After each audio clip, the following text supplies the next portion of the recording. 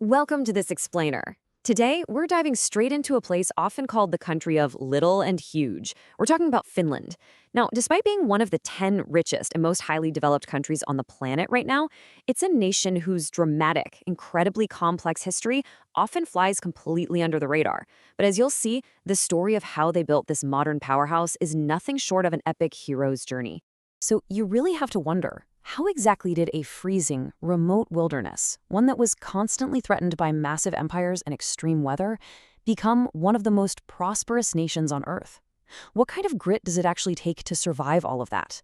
Well, to truly understand modern Finland, we have to start at the very bedrock of its existence. Let's kick things off with Section 1, Forged by Ice and Nature, the land of little and huge.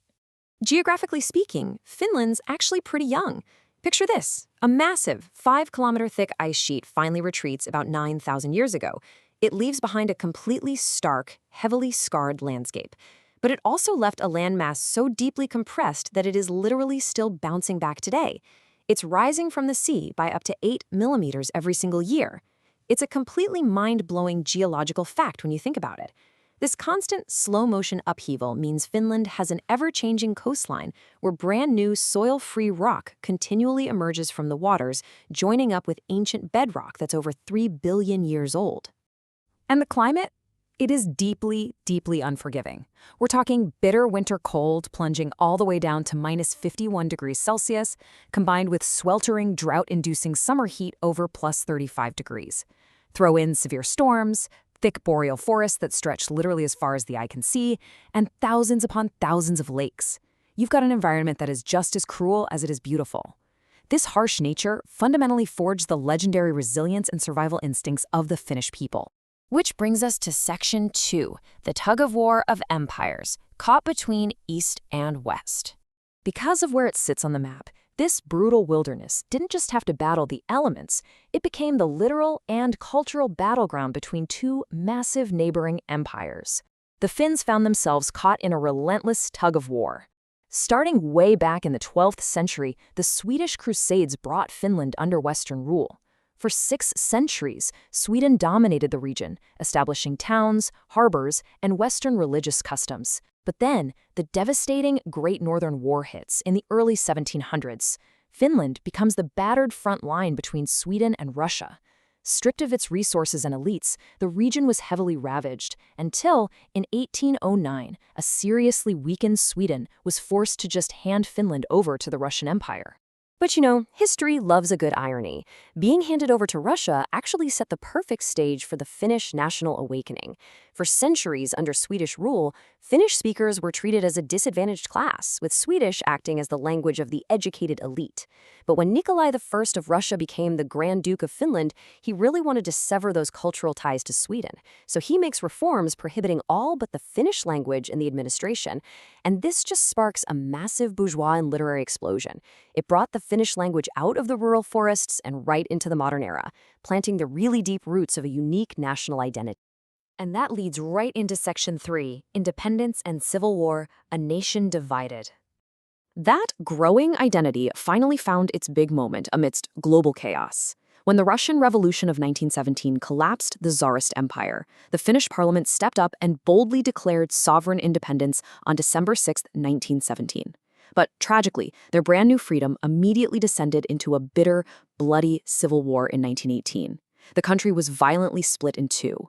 On the left, you had the Reds, radicalized workers inspired by the Bolsheviks. On the right, the Whites, nationalists led by General Mannerheim, who aimed to build a strong, independent state. This whole conflict ignited after a disorganized, panicked invasion by Red Guards in early 1918, which was immediately met with incredibly fierce white retaliation. To give you a sense of the horror, one account describes the violence like this: a factory quarter turned into a slaughterhouse. This wasn't just some standard political disagreement, it was a brutal, deeply dividing conflict where both factions committed severe crimes against everyday civilians. Tens of thousands perished in just a matter of months. Society was completely fractured, and this horrific internal slaughter nearly snuffed out all hopes for a modern peaceful state right as it was being born. This brings us to Section 4, Defying the Soviet Juggernaut, the Winter and Continuation Wars. Amazingly, Finland survives that internal trauma, only to face an even greater external threat. With the outbreak of World War II, independent Finland finds itself staring down an absolute mismatch. In November 1939, they faced an invading Soviet Union. We're talking an army of just 400,000 Finnish men, commanded once again by Marshal Mannerheim, standing against an overwhelming Soviet juggernaut of 4 million. The entire world expected Finland to fall in a matter of days. But here's what the Soviets didn't account for: the Finnish environment, and the Finns' absolute mastery of it. During the 1939 to 1940 Winter War, Finland used the extreme cold to their absolute advantage. By employing highly mobile tactics, they constantly changed plans and relocated silently on skis right through the deep snow, systematically devastating Soviet columns. They fought valiantly and actually managed to stave off total defeat, though ultimately they were forced to sign the Moscow Peace Treaty in March 1940, ceding extremely valuable territory like the Karelian Isthmus. Now, the war wasn't over. Squeezed squarely between Germany and the Soviet Union, Finland enters the Continuation War in 1941 to take back exactly what they lost. In August of that year, paraders in Helsinki enthusiastically shouted a phrase that perfectly captures their totally surreal reality: the jazz band on the road to victory. It really highlights the incredible yet tragic historical flavor of a nation willing to dive right back into the world's longest continuous warfare of the era simply to secure their survival and sovereignty. Which leads us to Section 5, a modern European powerhouse, the post-war miracle. So Finland emerges from the Second World War completely battered. They've lost 20,000 square miles of territory, and they're suddenly burdened with safely relocating 350,000 refugees from those lost lands. Yet this intense crucible forced a stunning economic evolution. In the 1950s, the heavy burden of paying war reparations actually forced them to massively industrialize their agrarian economy. By the 1970s, they completely overhaul their education system with compulsory reforms, ensuring deep equality in learning. Come 1995, they joined the European Union, and by the late 90s, they rode the information and communication technology boom, most famously with Nokia, driving a massive 4% annual GDP growth. They literally transformed from a war-torn wilderness to a high-tech juggernaut in just a few decades. Pulling off that leap, it took absolute political genius. During the Cold War, Finland had to walk a razor-thin tightrope. They maintained their sovereignty by carefully balancing diplomatically between the East and West, without joining major military alliances.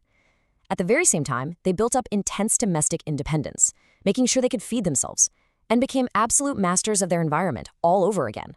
They developed advanced winter navigation and became a global leader in constructing massive icebreakers. They took their harsh geography and leveraged it into a major technological advantage. So, what's the big takeaway from all of this? It's simple. To understand modern Finland, you absolutely have to look at what they survived. Their incredible wealth today, their deeply pragmatic politics, and their intense societal equality, those aren't just accidents of history. They were actively forged in the crucible of constant existential threats, from a 5-kilometer ice sheet to freezing winters to the advancing armies of massive empires. Which leaves us with this final thought to ponder. As Europe continues to shift and face new pressures today, how will Finland's legendary history of resilience, their practiced ability to walk the tightrope and endure the unendurable, guide them into tomorrow? Thank you for joining me for this explainer, and keep learning.